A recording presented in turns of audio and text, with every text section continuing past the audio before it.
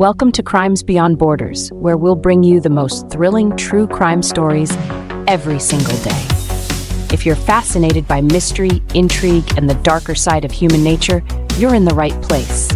Make sure to hit that subscribe button and join us as we unravel the most shocking and perplexing criminal cases from around the world.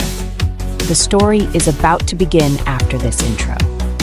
From city streets to far-off lands, mystery slipping through our hands. Crimes beyond borders they speak, voices strong but words are meek. Every story leaves a mark, whispers softly in the dark.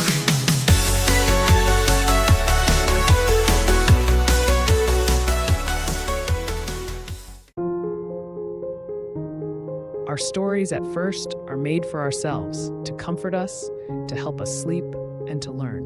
Along the way, they become a part of our journey, teaching us English and fueling our passion for true crime. So, listen carefully, and if you're about to sleep, close your eyes. Let's begin.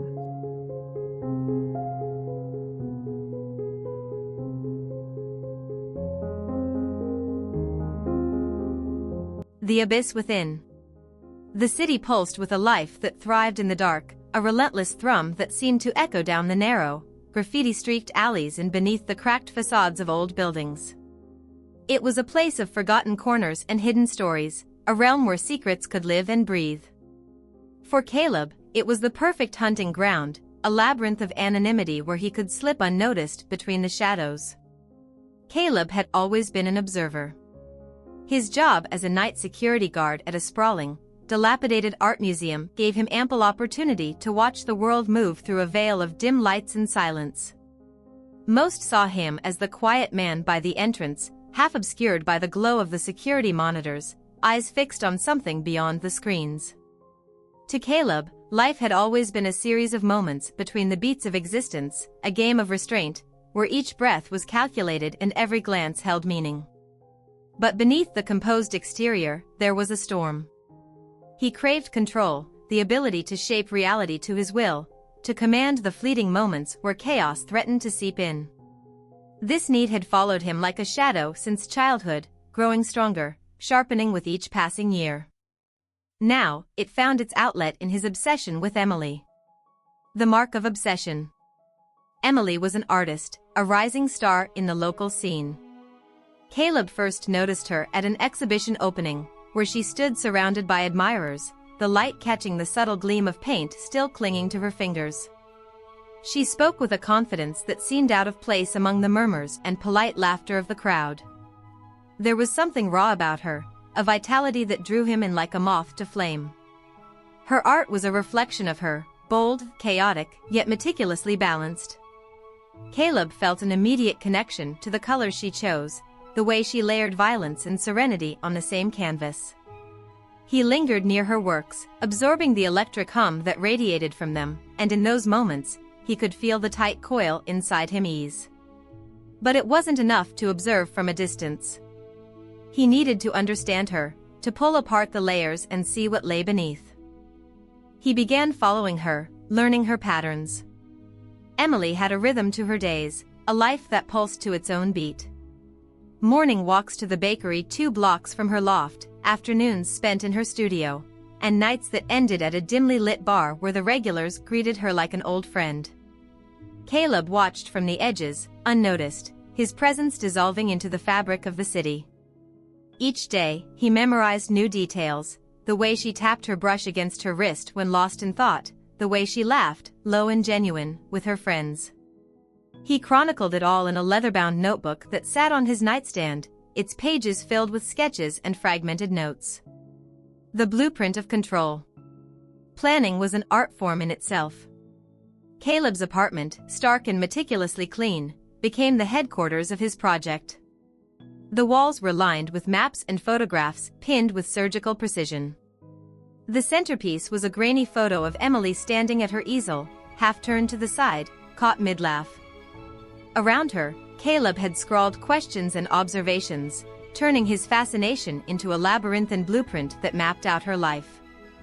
The venue for his masterpiece was an abandoned warehouse on the outskirts of the city, a skeletal structure of rusting beams and shattered glass that once housed the dreams of industry. It was a place where no one ventured, an echo chamber of memories and ghosts. Caleb visited often, ensuring that no squatters or vagrants had laid claim to its hollow spaces. He set up lights and props, positioning them as carefully as an artist preparing an installation. In the center of the room, he bolted a chair to the floor, its leather seat worn and cracked.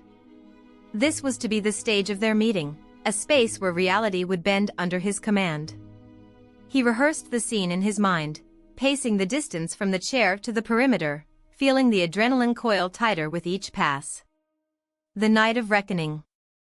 The night fell heavy, cloaked in rain that drummed on rooftops and slicked the streets in ribbons of silver. Caleb moved through the city unnoticed, a specter beneath an umbrella, his coat buttoned high against the chill. He stationed himself near the studio where Emily worked late into the night, lights glowing from her window like a beacon. He waited, eyes tracing the droplets on his sleeve, the rhythmic tapping a metronome for his breathing. At 1:12 a.m., the light in Emily's studio flickered off, and moments later, she emerged, locking the door and pulling her coat tighter. She didn't see him step from the shadows, she didn't hear him until it was too late. His arm looped around her waist, the cloth pressed to her mouth as she struggled, the rain swallowing her muffled screams. The fight left her slowly, and when her body went slack, he lifted her, careful and deliberate. The drive to the warehouse was a blur of rain-splashed windows and the sound of his own heartbeat drumming in his ears. When they arrived, Caleb carried Emily inside, placing her gently in the chair he'd prepared. The room was lit by a single hanging bulb that swayed slightly, casting long, shifting shadows across the walls. The confrontation. Emily stirred, her eyes fluttering open, confusion clouding them before they locked onto his face. Caleb stood just beyond the reach of the light, the knife in his hand an extension of his will.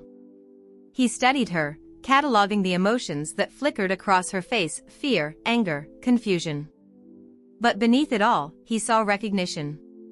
She knew him, or at least had noticed him before, lingering in the background of her life. Why? The question came out hoarse, barely more than a whisper, but it echoed in the hollow space between them. Caleb tilted his head, a ghost of a smile playing on his lips. Because perfection needs an audience. Her brow furrowed, eyes narrowing as she scanned the room, the props, the deliberate placement of lights. Understanding dawned, and with it, defiance. "You think this is control," she said, her voice steadying. "But it's not." The words were a fracture in the silence, splitting the air between them. Caleb's hand tightened around the knife, the confidence in his grip wavering.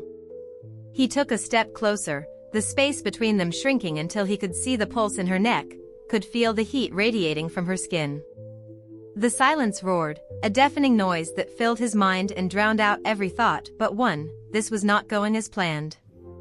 Emily's eyes met his, unblinking. "You're afraid," she said softly, almost a statement of fact. The knife fell from his hand, clattering to the floor with a sound that seemed to reverberate through his bones. The room, once a stage for his control, now felt oppressive, the shadows shifting as if they were alive, watching, judging. Caleb stepped back, the breath he hadn't realized he was holding coming out in a shudder. The moment splintered, the illusion of power shattering with it.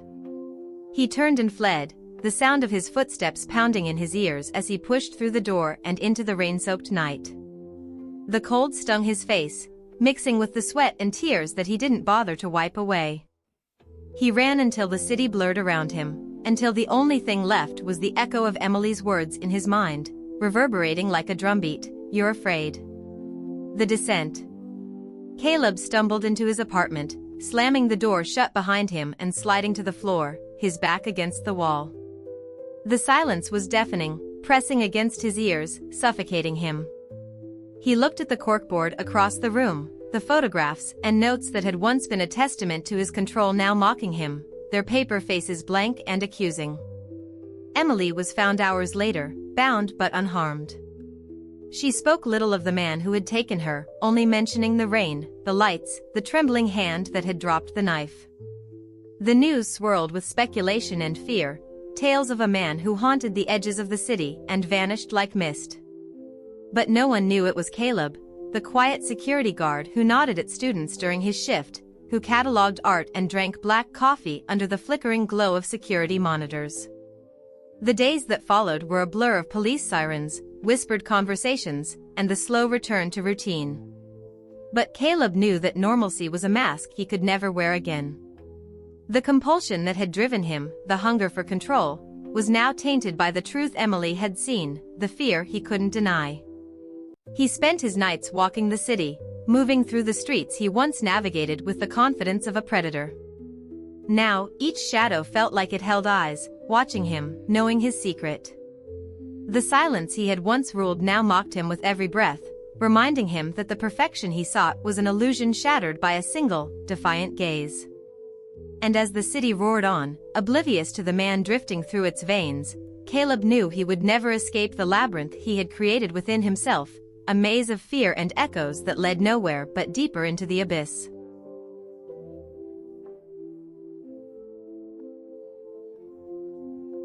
The story has come to an end, but stay relaxed. If you feel yourself drifting off to sleep, just let the video play and enjoy the soothing music in the background. Let it guide you gently into rest. We'll be here, bringing you more stories every night. Sleep well, and see you tomorrow at 8 p.m.